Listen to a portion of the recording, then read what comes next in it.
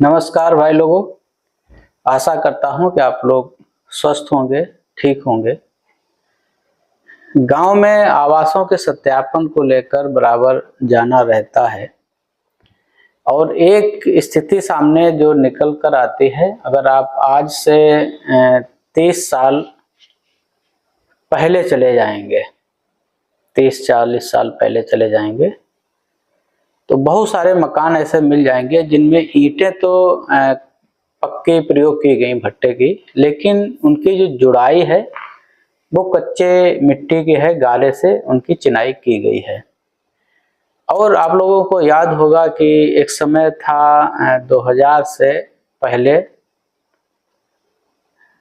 CC के लेंटर नहीं पड़ते थे, गिट्टी के लेंटर नहीं पड़ते थे, ईटा के लेंटर पड़ते थे जिसे आरबी बोलते थे। तो पट ईटा के, कभी कभी खड़ी ईटा के लेंटर डाले जाते थे, सरिया उसमें बीच में फंसा के। हमारे यहाँ अब भी ईटा का लेंटर पड़े हैं और सही हैं।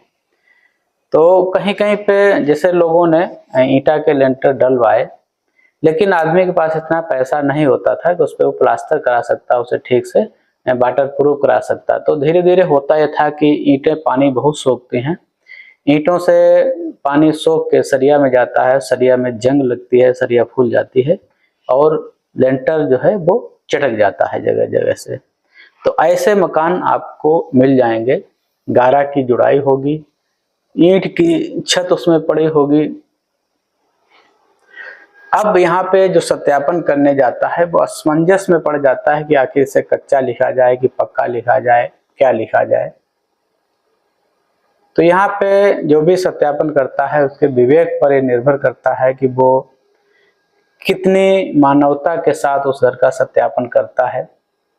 अगर किसी के पास पैसा होता या व्यक्ति सक्षम होता तो वो जर्जर लेंटर को हटवा के अपना नया लेंटर डलवा लेता या नया निर्माण करा लेता। बन गया तो बन गया, आदमी की स्थिति कभी ऐसी नहीं हो पाती है कि वो उसमें कुछ भी परिवर्तन करवा पाए। तो ऐसे में थोड़ा मानवीय दृष्टिकोण अपना के ही काम करना पड़ता है। कम से कम अगर उस व्यक्ति को आवास मिल जाएगा तो अपनी पुरानी छत को तोड़वा के नई छत डलवा लेगा। अगर ईंटें, कभी कभी देखते हैं कि जो दोयम ईंटें होती हैं, सेम जिसे ईंटा बोलते हैं, वो भी लोगों के मकान में मिल जाती हैं क्योंकि वो सस्ती आती हैं, आज भी सस्ती आती हैं और उसमें वो गलने लगती हैं, नमक की मात्रा होती है, कच्ची होती है, इसके कारण वो गलने लगती हैं, तो ऐसे खराब हो जाती हैं। गांव में ऐसे बहुत सारे मकान मिल जाते हैं। तो फिलहाल मेरे जांच में जो भी इस तरह के आवास आए, मैंने उनको पात्र ही लिखा।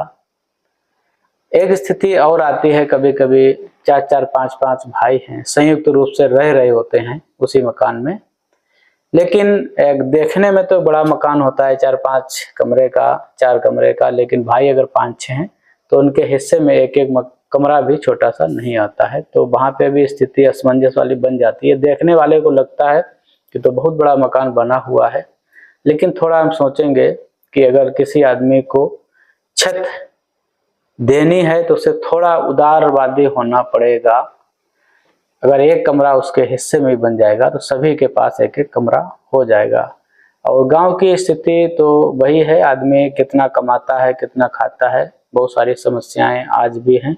शिक्षा का अभाव भी है गांव में। देखते हैं, जब घरों में जाते हैं, लोगों से जब बात करते हैं तो मालूम होता है कि उनके घर के बच्चे जो हैं वो स्कूल ही नहीं जाते हैं। तो उनसे पूछो तो बहुत सारे कारण वो बताने लगते हैं, गरीबी का, पैसे के ना होने का। मैंने उनसे कहा कि भाई बच्चों को जरूर स्कूल भेजें, थोड़ी दूर ही सही, हर जगह प्राइमरी स्कूल, जूनियर स्कूल हैं, हाई स्कूल वाले भी, सेकेंडरी स्कूल भी हैं। बच्चों को जो मुफ्त शिक्षा भी मिलती है, कापी किताबें भी विद्यालय उपलब्ध कराते हैं, कक्षा 8 तक MDM भी मिलता है, मध्याह्न भोजन भी वहाँ पे मिलता है, लेकिन फिर भी लोग नहीं बेचते हैं और खुद शराब का सेवन करते हैं। जो भी मजदूरी करते हैं, मजदूरी का पैसा वो शराब में उड़ा देते हैं। और कई घर ऐसे होते हैं जहाँ पे लोग बीड़ी वीड़ी बनाने का काम करते हैं, तो वहाँ पे महिलाएं दिन भर बीड़ी बनाती हैं, बच्चे उनके खाना बनाया करते हैं और वो भी 1000 बीड़ी बनाने का 60 से 70 रुपए मिलता है। समय निकाल निकाल के वो बीड़ी बनाया करती हैं, जिससे उनके घर का खर्च हल्का चलता रहता है। लेकिन वहीं पे बच्चे पढ़ नहीं पाते हैं। बच्चे और बीड़ी बनाने के साथ साथ जो बीड़ी में निकोटीन होती है, उसके गंध से भी शरीर पे उसका काफ़ी प्रभाव पड़ता है।